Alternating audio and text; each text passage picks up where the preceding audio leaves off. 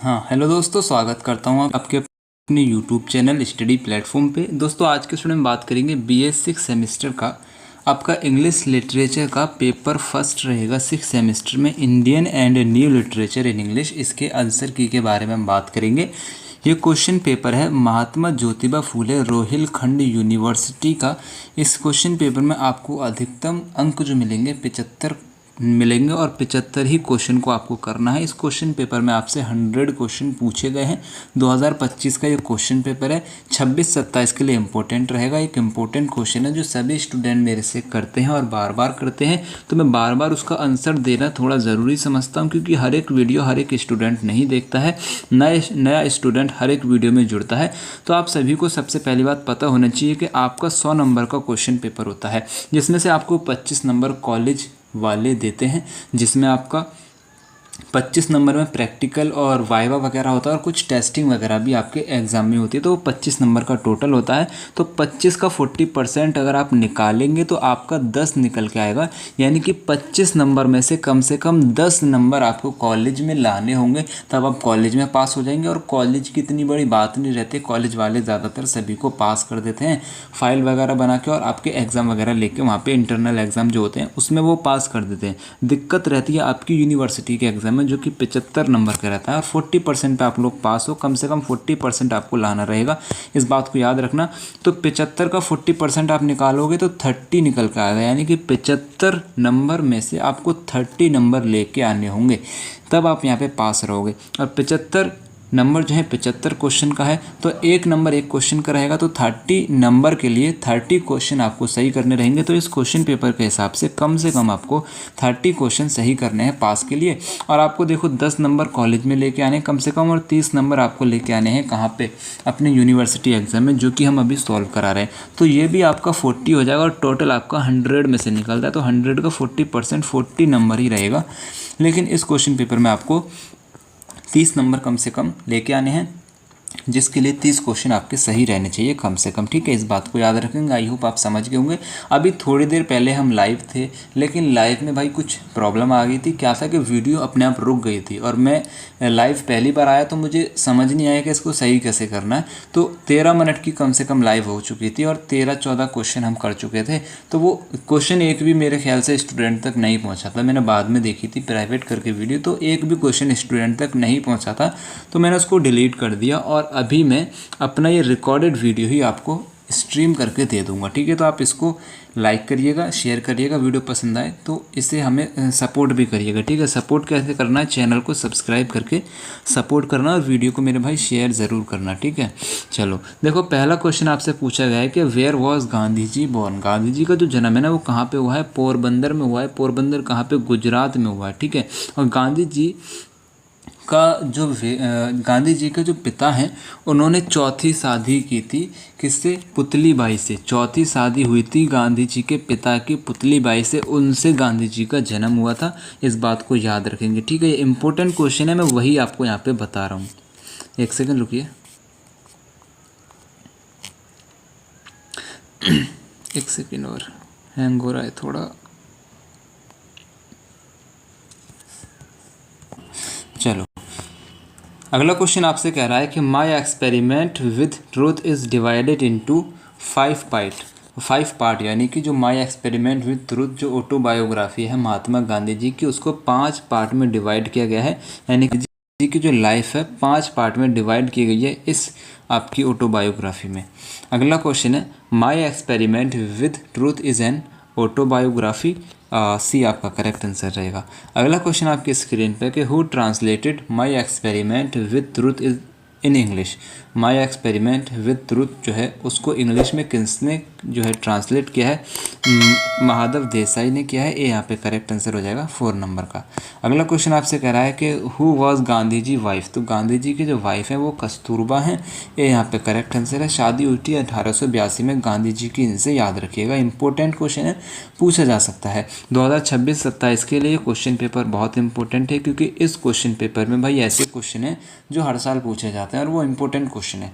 मेरे पिछले जो वीडियोज़ है ना, उसमें इसी तरीके के क्वेश्चन आपसे सेट किए गए हैं, तो वही सेम क्वेश्चन आपसे यहाँ पे पूछे गए हैं। काफ़ी हद तक क्वेश्चन सेम है जो मैंने कराए हुए हैं। ठीक है, अगर आपका एग्ज़ाम भी लगा है तो ये पूरा प्लेलिस्ट मेरा चैनल पे अपलोड है। इंग्लिश 6 सेमेस्टर पेपर फर्स्ट करके पूरा प्लेलिस्ट अपलोड है। आप क्या करेंगे, उस प्लेलिस्ट को एक बार जाके देख लेंगे। अगला क्वेश्चन है the poem Lakshman was published in तोरूदत्त collection of poem. जो पोएम लक्ष्मण है वो पब्लिश की गई है तोरूदत्त के किस कलेक्शन में? तो ancient ballads of legend of Hindustan. ठीक है, ancient ballads and legends of Hindustan collection का एक पोएम है तोरूदत्त का, जिसमें लक्ष्मण पोएम को पब्लिश किया गया है। सी आपका करेक्ट आंसर है। पोएम का कलेक्शन का मतलब होता है कि उसमें एक से ज़्यादा पोएम आपकी रहती हैं। Ancient ballads and legends of Hindustan में कम से कम 8 से 10 पोएम इस वाले कलेक्शन में है।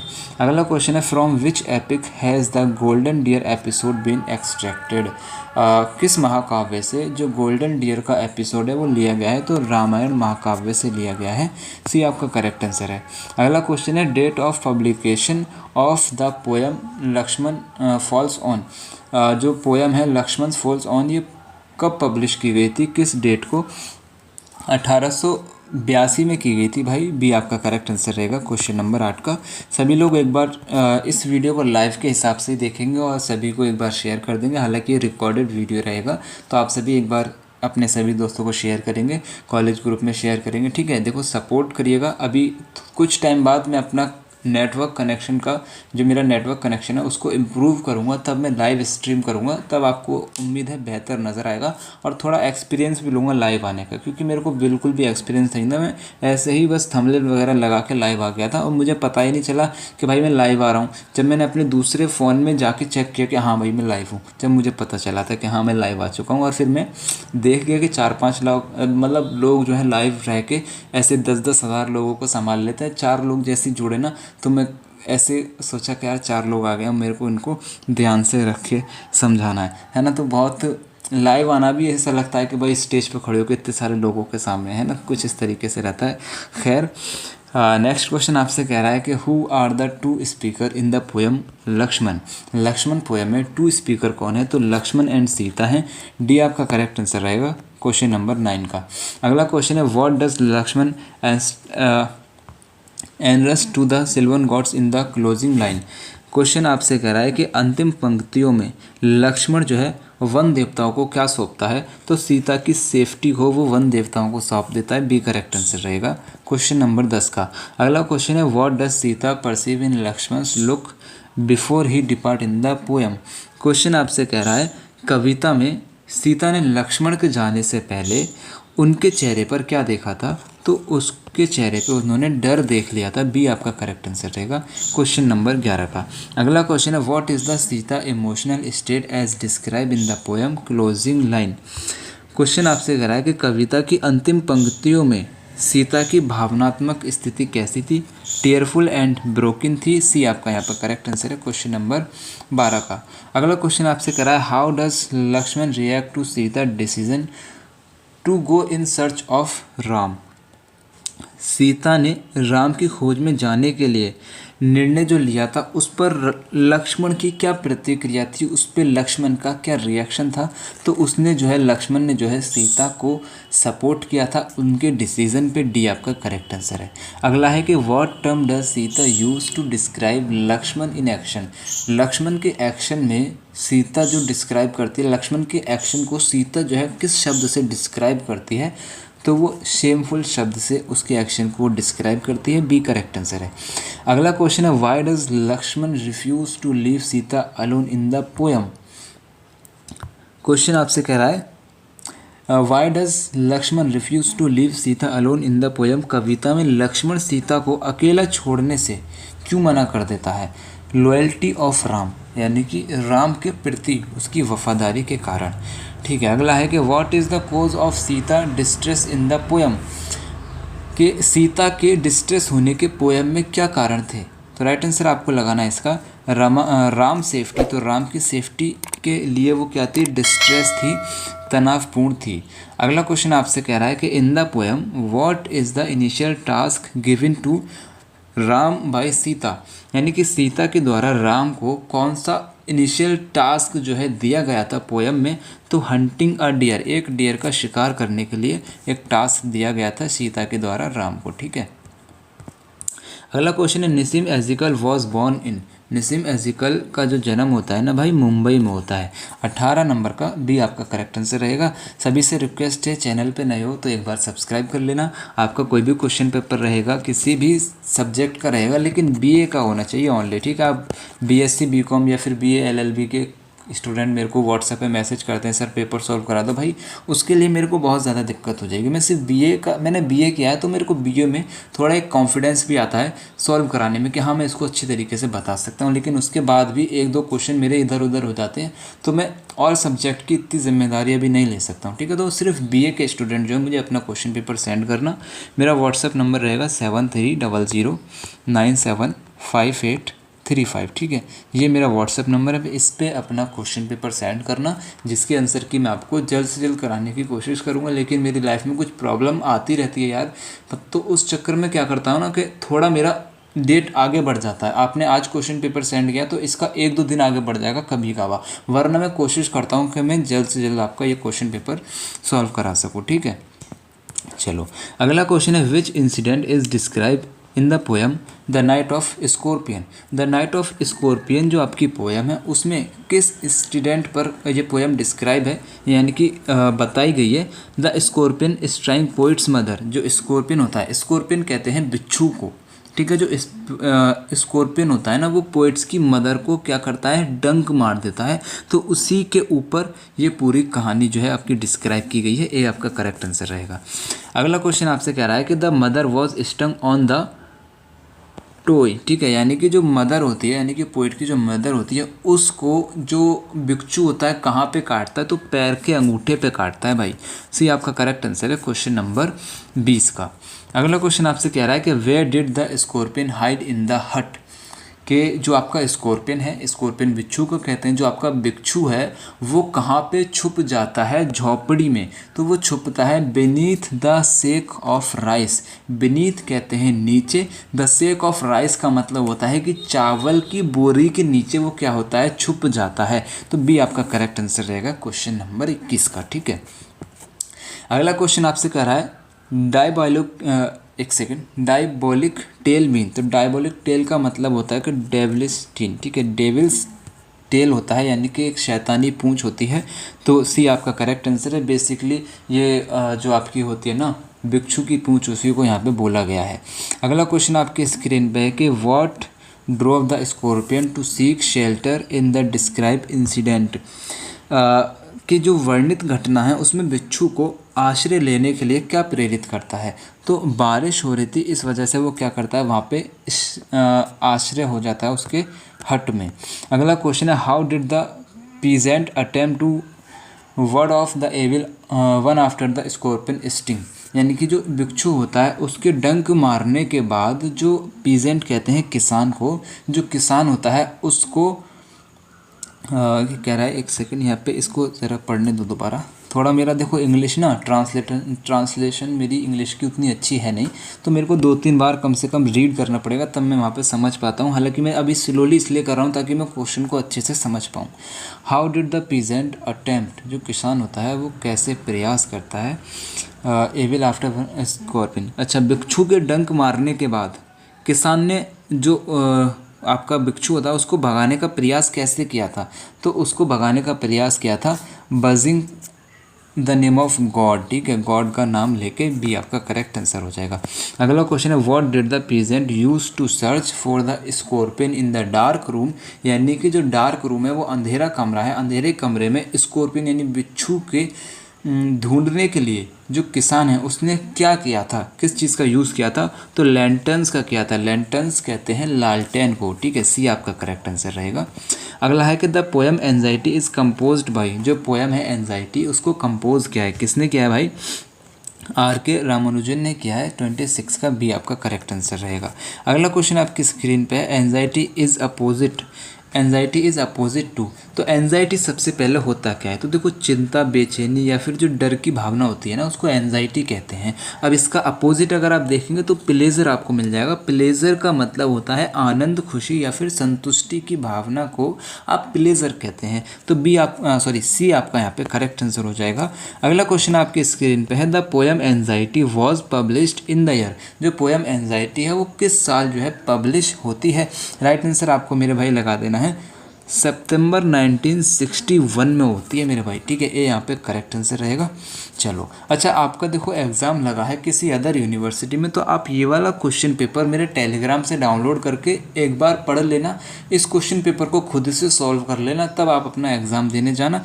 और क्या करना है, ये वाला क्वेश्चन पेपर का लिंक आपको वीडियो के डिस्क्रिप्शन में मिलेगा, लिंक पर क्लिक करना। आप टेलीग्राम पर जाते ही डायरेक्ट इस क्वेश्चन पेपर के PDF पे ही पहुँचोगे, ठीक है। इस क्वेश्चन पेपर को मैंने टेलीग्राम पे अपलोड किया है, फिर उसका लिंक कॉपी करके, क्वेश्चन पेपर के PDF का लिंक कॉपी करके मैंने टेलीग्राम पे अपलोड किया है। इसका मतलब लिंक पे क्लिक करते ही आप डायरेक्ट PDF पे पहुंच जाओगे, आपको ज़रा भी परेशानी, दिक्कत का सामना नहीं करना पड़ेगा, ठीक है। चलो अगला है कि where was A.K. Ramanujan born. तो A.K. रामानुजन का जन्म कहाँ होता है भाई, मैसूर में होता है, एक करेक्ट आंसर है। अगला क्वेश्चन आपकी स्क्रीन पे, A.K. Ramanujan died in the year. तो इनकी जो डेथ होती है 1993 को हो जाती है, सी आपका करेक्ट आंसर है। अगला क्वेश्चन है कि Ramanujan composed poem in Kannada and English में जो है पोएम को कंपोज करते हैं, सी आपका करेक्ट आंसर हो जाएगा, 31 का रहेगा, ठीक है। अगला क्वेश्चन आपसे कह रहा है, how many lines are there in the poem anxiety. तो एंजाइटी पोएम में कितनी लाइनें, तो 10 लाइन आपकी हो जाएंगी, ये आपका करेक्ट आंसर रहेगा। अगला क्वेश्चन आपकी स्क्रीन पे, in which year KKN Daruwalla receive prestigious Sahitya Akademi award for literature. Literature के लिए साहित्य अकेडमी अवार्ड जो है कब रिसीव किया था KKN दारूवाला ने, क्वेश्चन आपसे ये कह रहा है। राइट आंसर आपको लगाना 1984 में क्या था, बी आपका करेक्ट आंसर है। अगला क्वेश्चन आपकी स्क्रीन पे है, the collection of words in which Daruwalla's poem the unrest of desire was published. हाँ एक सेकेंड और रुकना ज़रा, यहाँ पे पढ़ने दो मेरे को।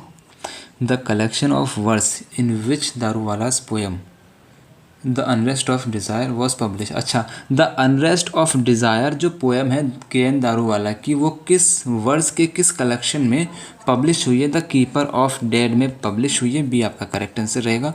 अगला क्वेश्चन आपकी स्क्रीन पे है, thematically Daruwalla's poem the unrest of desire represent, वो क्या रिप्रेजेंट करती है, तो फ्रस्ट्रेशन रिप्रेजेंट करती है, बी आपका करेक्ट आंसर है मेरे भाई। अगला क्वेश्चन आपकी स्क्रीन पे है, number of total stanzas in KN Daruwalla poem the unrest of desire are. देखो नंबर ऑफ टोटल स्टेंजाज कितने हैं KN दारूवाला की पोएम अनरेस्ट ऑफ डिज़ायर में, तो यहाँ पे आपको राइट आंसर आपको लाना है, 3 आपके नंबर हो जाएंगे स्टेंजाज के, सी आपका करेक्ट आंसर है 36 का।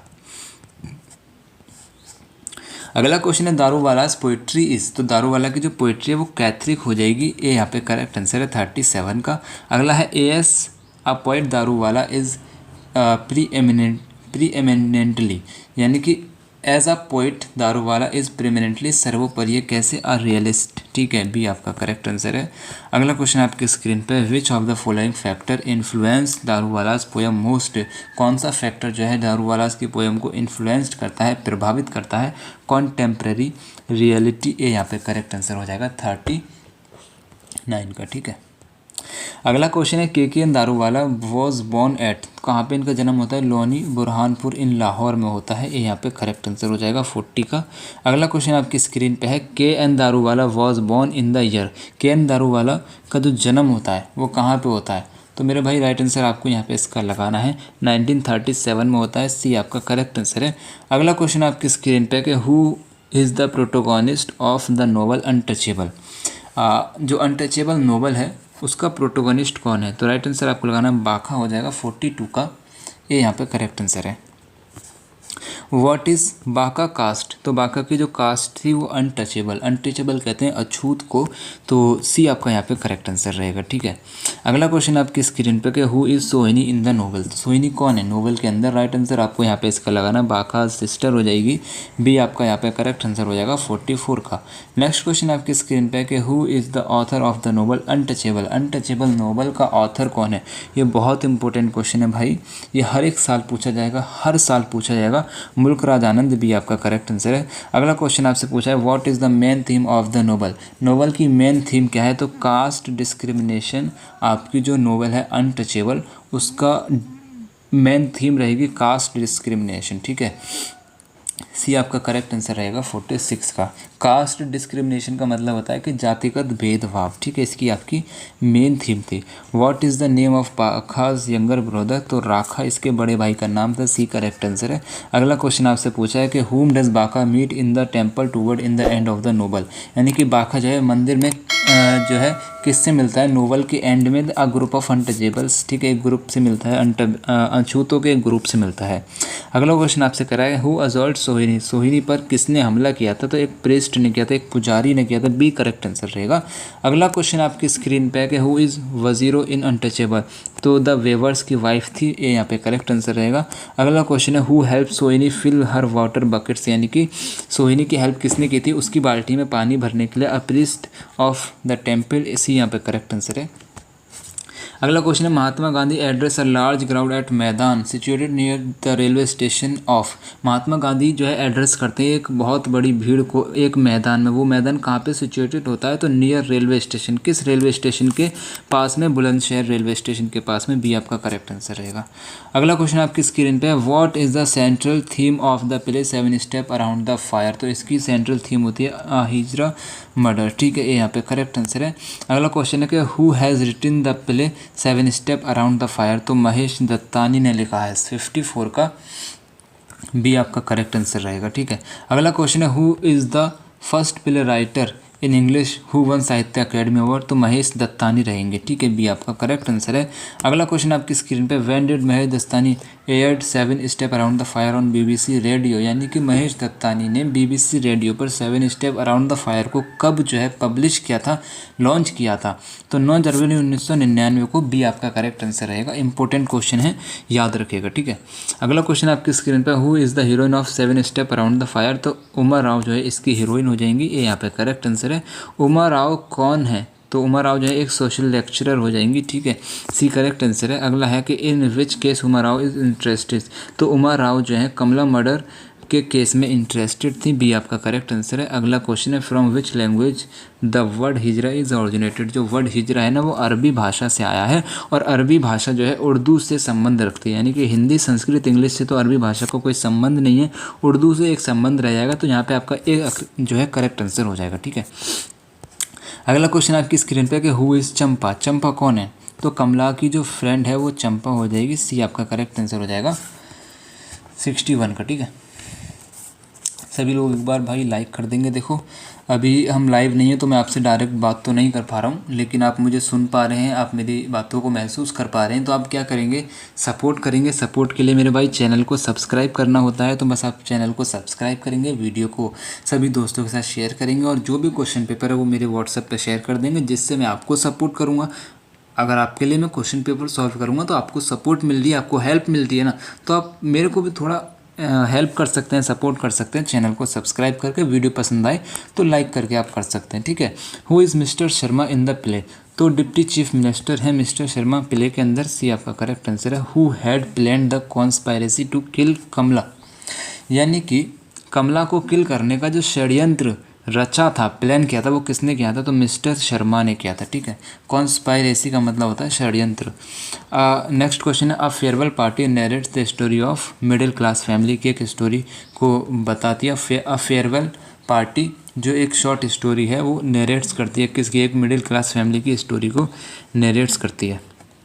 Anita Desai was born on, Anita Desai का जन्म 24 जून 1937 को होता है, ठीक है। अनीता देसाई के पिता का नाम है डी.एन. मजूमदार। बहुत इंपॉर्टेंट क्वेश्चन है ये। डी.एन. मजूमदार आपने काफ़ी नाम सुना होगा, अपनी किताबों में पढ़ा होगा। तो अनीता देसाई के पिता का नाम है और अनीता देसाई आज ज़िंदा है, ठीक है। ये मत समझना ये गुजर चुकी हैं, आज भी ज़िंदा हैं। इनके काफ़ी वीडियोज़ हैं, देखेंगे ना यूट्यूब पे जाके आपको अच्छा लगेगा। अगला है कि Raman is moving from Delhi to, जो रमन है अ फेयरवेल पार्टी, अब फेयरवेल पार्टी जो शॉर्ट स्टोरी है उसी में रमन जो है वो मूविंग करता है, दिल्ली से कहाँ जाता है, मुंबई जाता है। क्यों जाता है? क्योंकि उसका ट्रांसफ़र हो जाता है उसकी कंपनी से। याद रखेंगे why is Raman moving from Delhi, तो वो दिल्ली से जाता है क्योंकि उसका ट्रांसफ़र हो जाता है कंपनी से, ठीक है। अगला क्वेश्चन है वेयर इज़ पार्टी अरेंज, तो पार्टी जो होती है फेयरवेल पार्टी अरेंज की गई थी एक लॉन में, ये यहाँ पे करेक्ट आंसर रहेगा। अगला क्वेश्चन है मिस्टर रमन वर्क इन, तो मिस्टर रमन जो है ना एक सिगरेट की कंपनी में काम करते थे, सी आपका यहाँ पे करेक्ट आंसर रहेगा।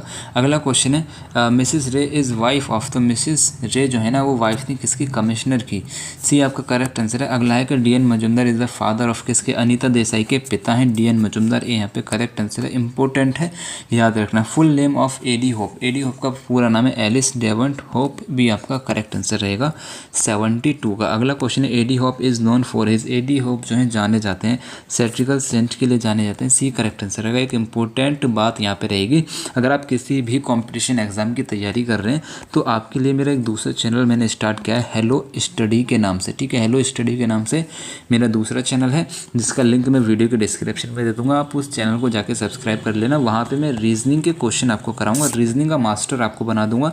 चैनल का लिंक आपके डिस्क्रिप्शन में रहेगा। लाइव क्लास वहाँ पर मैं कोशिश करूँगा ज़्यादातर लाइव क्लास रहें और बोर्ड पर रहें, बोर्ड पे ना रहेंगे तो आपका इसी टैबलेट पे स्क्रीन पे रहेंगे, लेकिन लाइव क्लास में वहाँ पे लेके आऊँगा तो लाइव आपकी सारी प्रॉब्लम का सॉल्यूशन वहाँ पे किया जाएगा, ठीक है। अगला क्वेश्चन है the poem Australia consist of 7 stanzas, each stanzas है, जो पोएम है ऑस्ट्रेलिया वो 7 स्टेंजा से मिलके बनी है। तो एक स्टेंजा में कितनी लाइन है, तो एक स्टेंजा में 4 लाइन है, ठीक है। 4 सत्ते 28, तो पूरी पोएम में 28 लाइन हो गई, ठीक है, इस तरीके से। अगला क्वेश्चन है AD. Hope poem Australia present, तो ए.डी. होप की जो पोएम है ऑस्ट्रेलिया वो प्रेजेंट करती है ऑस्ट्रेलिया की इमेज को, डी आपका करेक्ट आंसर हो जाएगा। अगला क्वेश्चन है आपकी स्क्रीन पे Kane and Perth are the cities of, तो केन एंड पर्थ जो ये 2 सिटी हैं वो कहाँ की हैं, तो ऑस्ट्रेलिया की, ऑस्ट्रेलिया में वेस्टर्न ऑस्ट्रेलिया की हैं। देखो एक इंपॉर्टेंट बात समझना यहाँ पे, मैं अपनी वीडियोस में ना आपको ट्रिक तो बताता हूँ, लेकिन इंग्लिश के क्वेश्चन पेपर में वैसी ज़्यादा कोई ट्रिक आई नहीं है जो मैं आपको बताता हूँ। लेकिन इंग्लिश में जब आपकी पोइट्री से है, लिटरेचर से, कोई भी इस तरीके से किसी भी सब्जेक्ट का इंग्लिश में आपका जो रहेगा ना क्वेश्चन पेपर, उसमें इंग्लिश का क्वेश्चन पेपर मैंने एक चीज़ महसूस की है कि आपका जो क्वेश्चन पेपर डिज़ाइन किया जाता है ना वो इस तरीके से किया जाता है। अगर एक क्वेश्चन आपका जैसे कि आपका पहला क्वेश्चन पूछा गया, मैं आपको दिखा दूं यहाँ पे, मैं यहाँ पे दिखाऊँ, एक सेकेंड रुको, एक क्वेश्चन कहीं से शुरू हो जाए, फेयरवेल पार्टी, हाँ देखो यहाँ से एक क्वेश्चन शुरू हुआ है, a farewell party narrates the story of, एक फेयरवेल पार्टी जो है नेरेट्स की जाती है मिडिल क्लास फैमिली के लिए। तो ये क्वेश्चन जो है फेयरवेल पार्टी से पूछा गया, इसका अगला क्वेश्चन भी यहीं से पूछा गया है कि Anita Desai was born in, Anita Desai ने ही तो लिखी है एक फेयरवेल पार्टी जो शॉर्ट स्टोरी है वो अनीता देसाई ने ही लिखी है। तो अनीता देसाई के बारे में पूछा जाए 24 जून को इसका जन्म होता है। उसके बाद इसी शॉर्ट स्टोरी से कि Raman is moving from Delhi to, तो रमन जो है दिल्ली जाता है, दिल्ली से कहाँ जाता है, मुंबई जाता है। अब फेयरवेल पार्टी जो शॉर्ट स्टोरी वहीं से पूछा गया है। उसके बाद अगला क्वेश्चन है कि वाई रमन मूविंग दिल्ली, दिल्ली से जो है कहाँ जाता है, बम्बई जाता है, क्यों जाता है, उसका ट्रांसफ़र हो जाता है, उसी पोएम से पूछा गया है। अब ये कह रहा है कि वेयर इज़ पार्टी अरेंज, पार्टी कहाँ पे अरेंज की गई थी, इन द लॉन में। अब इसी से पूछा गया है ना, इसी तरीके से देखो हाँ मिस्टर रमन वर्क, तो मिस्टर रमन कहाँ पे वर्क करते थे, सिगरेट कंपनी में, इसी से है, ठीक है। मिसिज रे इज़ वाइफ ऑफ किससे, द कमिश्नर से, ठीक है। इस तरीके से आपसे इसी से पूछा जा रहा है, इसी पोएम से। DN. Majumdar is the father of Anita Desai, इसी पोएम से ही तो ये सारे क्वेश्चन पूछे जा रहे हैं। Full name of AD. Hope, तो ए.डी. होप का फुल नाम क्या है, एलिस डेवंट, मैंने आपको बता दिया है, बी आपका करेक्ट आंसर है। तो इस तरीके से ही आपसे यहाँ पे पूछे जा रहे हैं। अब आपका देखो यहाँ पे क्वेश्चन नंबर 75 से देखो, द पोएम ऑस्ट्रेलिया, जो पोएम पोएम है Australia consist 7 stanzas, each stanzas 4 line. अब ऑस्ट्रेलिया से ही पूछा जा रहा है, तो यहाँ पे आप एक चीज़ देखना, हर एक क्वेश्चन में नहीं आता है ऐसा, लेकिन ज़्यादातर ऐसा मैंने देखा है। A D Hope poem Australia present Australia's image, Australia की इमेज दर्शाता है, ये तो आपको पता होना चाहिए तभी आप लगा पाओगे। लेकिन ये वाला क्वेश्चन आप इस हिसाब से लगा सकते थे, Cairns and Perth are the cities of, कहाँ की सिटीज़ हैं, ऑस्ट्रेलिया की है। ऑस्ट्रेलिया में कहाँ से, वेस्टर्न ऑस्ट्रेलिया की। इस तरीके से आप थोड़ा समझने की कोशिश करना कि भाई पहले एक ही पोएम के सारे क्वेश्चन लाइन तारी से पूछेगा, फिर उसके बाद दूसरी पोएम के, तो आगे पीछे पोएम हो सकती है, आपके सिलेबस के हिसाब से आगे पीछे पूछ सकता है। लेकिन जिस पोएम से या जिस कहानी से, जिस नोवेल से पहला क्वेश्चन पूछ लिया, तो उसी नोवेल से अगले के जो कुछ क्वेश्चन है वो पूछ लिए जाएंगे। इस तरीके से मैं आपको समझाना चाह रहा हूँ, तो वहाँ पे आप थोड़ा माइंडसेट यूज़ करके अपनी आंसर को लगाने की कोशिश कीजिएगा, ठीक है।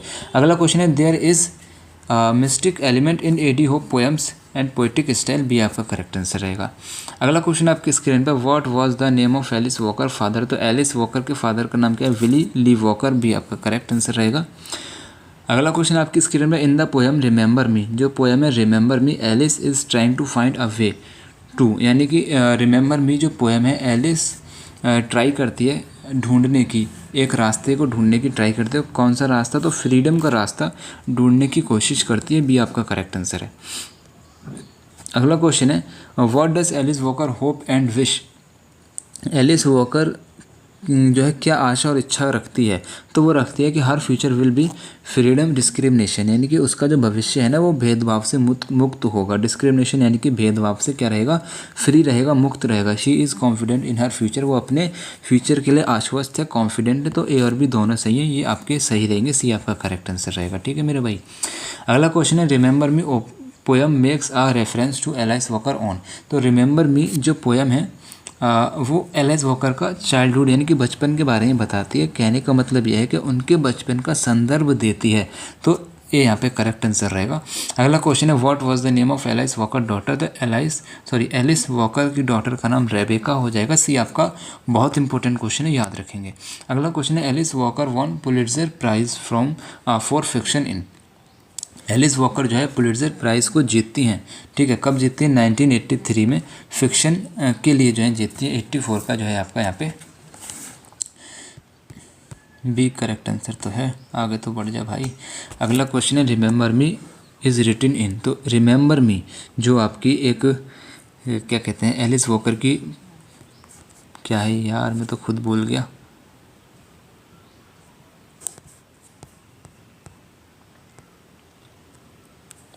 पोएम है भाई, ठीक है, चलो याद रखना। रिमेंबर मी एक पोएम है, इज़ रिटन, ये लिखी गई है फर्स्ट पर्सन में लिखी गई है, ठीक है। फर्स्ट पर्सन का मतलब होता है जिसमें फर्स्ट पर्सन में जो है ना नरेशन जो यूज़ करता है ना प्रोनाउन, जैसे कि आई, मी, माई एंड माइन का प्रोनाउन, ऐसे प्रोनाउन का यूज़ करता है। और फर्स्ट पर्सन का मोस्टली एक पर्सपेक्टिव होता है कि अपने पर्सनल एक्सपीरियंस और फीलिंग को शेयर करना, तो यहाँ पे ये फर्स्ट पर्सन में लिखी गई है, ये यहाँ पे करेक्ट आंसर है। अगला क्वेश्चन आपसे कह रहा है, Alice Walker was deeply involve, वो किस में शामिल है, तो सिविल राइट मूवमेंट में, यानी कि नागरिक अधिकार आंदोलन में वो जो है डीपली इन्वॉल्व थे, डी करेक्ट आंसर रहेगा। अगला क्वेश्चन है, Alice Walker poem remember me does not contain a regular rhythmic pattern, C आपका करेक्ट आंसर है। अगला क्वेश्चन आपकी स्क्रीन पे, the first stanza of the poem remember me shows the protest, जो first stanza है poem का remember me का, वो शो करता है पोइटेस की क्या शो करता है, तो ह्यूमैनिटी, उसकी जो मानवता है उसको दिखाता है, डी आपका करेक्ट आंसर रहेगा। अगला क्वेश्चन है, who is the author of a house of mister विश्वास, अ हाउस ऑफ मिस्टर विश्वास को किसने लिखा है, वी.एस. नैयपुल ने लिखा है, सी आपका करेक्ट आंसर है, बहुत इंपॉर्टेंट है, याद रखेंगे। अगला क्वेश्चन है, what is the name of mister विश्वास वाइफ, तो मिस्टर विश्वास की जो वाइफ है उसका नाम है शर्मा, ठीक है। पूरा नाम आप एक बार याद रखेंगे, इनका पूरा नाम है मंजू शर्मा, ठीक है, सी आपका करेक्ट आंसर है। भाई आगे बढ़ जा भैया रे। होम डिड विश्वास कॉल द बिग बॉस, तो विश्वास जो है किसको बिग बॉस कहते हैं, तो सेठ को कहते हैं, ये यहाँ पे करेक्ट आंसर है। अगला क्वेश्चन है who introduce Vishwas to the job of scenting painting, तो एलेक भी आपका करेक्ट आंसर आ जाएगा 92 का। अगला क्वेश्चन आपकी स्क्रीन पे है हु मैरिड मिस्टर विश्वास सिस्टर देहूत, तो रामचंद्र मिस्टर विश्वास की बहन देहूत से शादी करते हैं। अगला क्वेश्चन आपकी स्क्रीन पे वेयर डिड मिस्टर विश्वास बिल्ड हिज हाउस, तो वो हाउस बनाते हैं स्पेन में। अब स्पेन क्या, सिक्किम स्ट्रीट, सिक्किम में स्ट्रीट है, port of Spain, port of Spain में बनाते हैं। या पूरा नहीं लिखा है, आधा अधूरा लिख दिया, डी आपका करेक्ट आंसर है। अगला क्वेश्चन है हु इज़ टार्जन, तो टार्जन जो है मिस्टर विश्वास का डॉग रहेगा, ये यहाँ पे करेक्ट आंसर है। अगला है कि हाउ डज मिस्टर विश्वास फादर डाई, तो मिस्टर विश्वास के जो पिता होते हैं वो गिर के कहाँ पे, पौंड में, तालाब में गिर के उनकी डेथ हो जाती है। एक्चुअली क्या रहता है कि मिस्टर विश्वास के जो पिता होते हैं रघु, वो गलती से ये मानकर डूब जाते हैं कि उनका जो बेटा है मोहन वो तालाब में गिर गया है, तो वो उसको बचाने के लिए खट्ट से कूदते हैं और वो डूब के मर जाते हैं। ठीक है, सी करेक्ट आंसर है।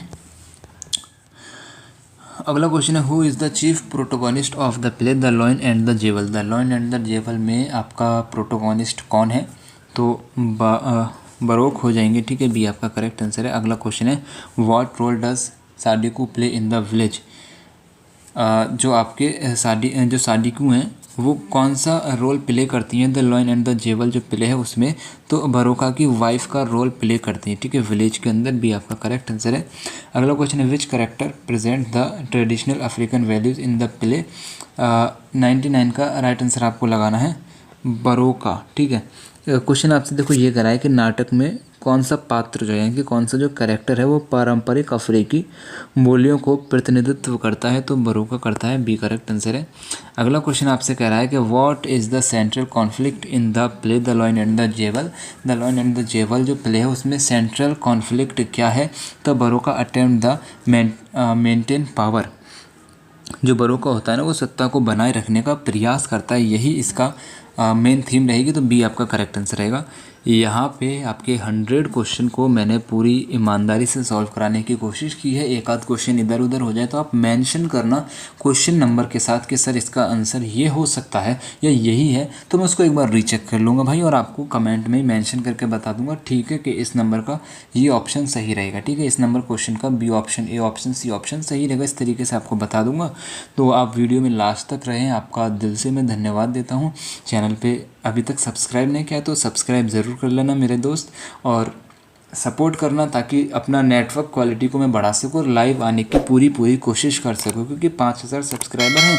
अब 5000 सब्सक्राइबर में एक मेरी कोशिश ये बनती है कि मैं लाइव आप लोगों से आके बात करता रहूँ। ठीक है, चलो ठीक है, फिर जय हिंद, अल्लाह हाफिज़।